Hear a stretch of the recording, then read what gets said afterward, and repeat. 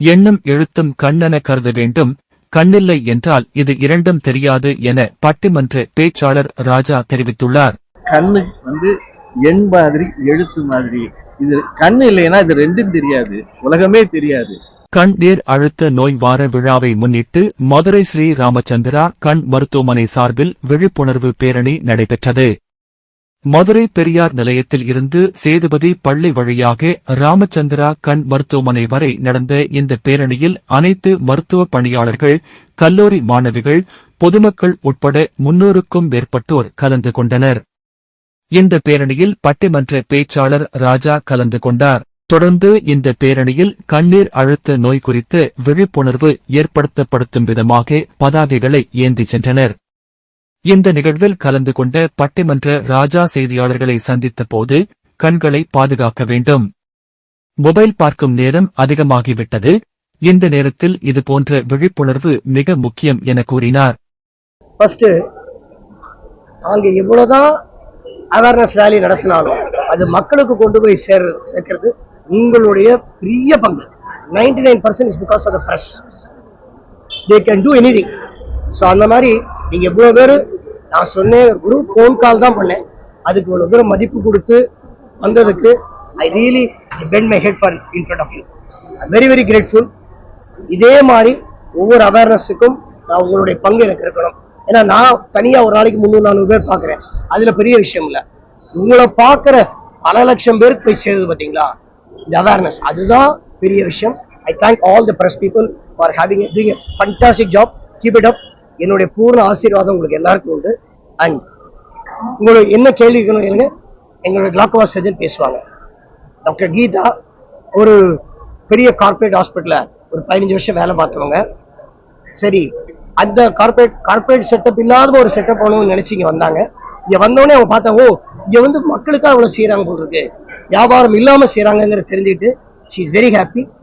நான் அங்க உட்காந்துக்கிறேன், அவங்க இங்க உட்காந்துக்குவாங்க. She will give a talk please. இல்லாம சாங் கண்ணீர் அழுத்தம் கிளாக்கோமா அப்படிங்கிறது ரொம்ப ஒரு முக்கியமான விஷயம். ஏன்னா நம்ம நரம்பு ஆப்டிக் நர்வ்னு சொல்லுவோம், அது அஃபெக்ட் பண்ற வியாதி.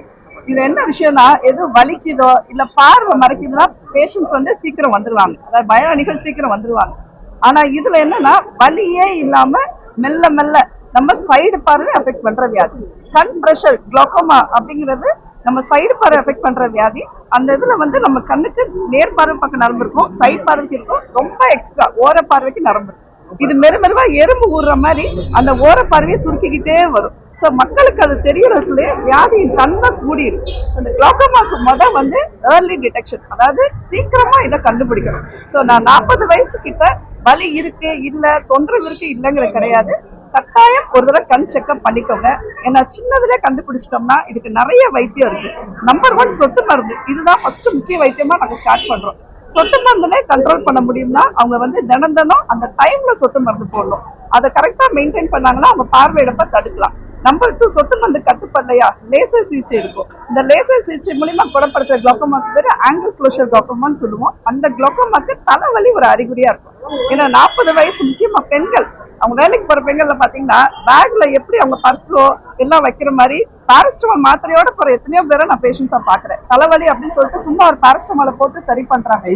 அவங்களுக்கு கண் பிரஷர் கிளாக்கோமாங்கிறது ஒரு அறிகுறியா இருக்கலாம். சோ சின்னதா ஒரு ஐ செக்அப் பண்ணி ஒரு சொட்டு மருந்தோ இல்ல லேசர் சிம்மா அவங்க தலைவலிக்கே நம்ம குட் பை சொல்லிடலாம். உங்க வீட்டு பெண்கள், முக்கியமா இன்னைக்கு மகளிர் தினம்னால உங்க வீட்டு பெண்களுக்கு நீங்க நல்லது செய்யணும், கிஃப்ட் கொடுக்கணும்னா அவங்க வீட்டு பெரியவங்க, அக்கா, அம்மா யாரு இருந்தாலும் அவங்கள ஒரு தடவை கண் செக்அப் கூட்டுவாங்க. இது சீக்கிரம் பார்த்தோம்னா உங்க வீட்டுக்கே நல்லது. ஏன்னா பெண் ஒரு வீட்டுக்கு முக்கியமான தூண் நான் சொல்லுவேன். நம்பர் 3, இது ரெண்டுக்குமே சரி வரலன்னா சர்ஜரி முந்தினா பெரிய சர்ஜரியா பண்ணோம். இப்ப சார் ஹெல்ப்ல மினிமலி இன்வேசிவ் கிளாக்கோமா, ரொம்ப குட்டி இத்தனோட சைஸ்ல கண்ணுக்குள்ள போய் கண் பிரஷரை சரி பண்ணிட்டு வரது இருக்கு. சோ இது ஆரம்பத்திலே பார்த்தோம்னா கண்டிப்பா பார்வை இழக்க தடுக்கலாம். மக்களுக்கும் இந்த அவேர்னஸ் கொண்டு போய் சேர்க்கணுங்கிறதுக்காக தான் இந்த ராலி கண்டக்ட் பண்ணிருக்கோம். நன்றி. துறைக்கு ரொம்ப அவசியம். நம்மையே அறியாம நமக்குள்ள இருக்கிற வியாதிகளை கண்டுபிடித்து அதற்கு தீர்வு சொல்லக்கூடியவர்கள் இந்த மாதிரி மருத்துவர்கள் தான்.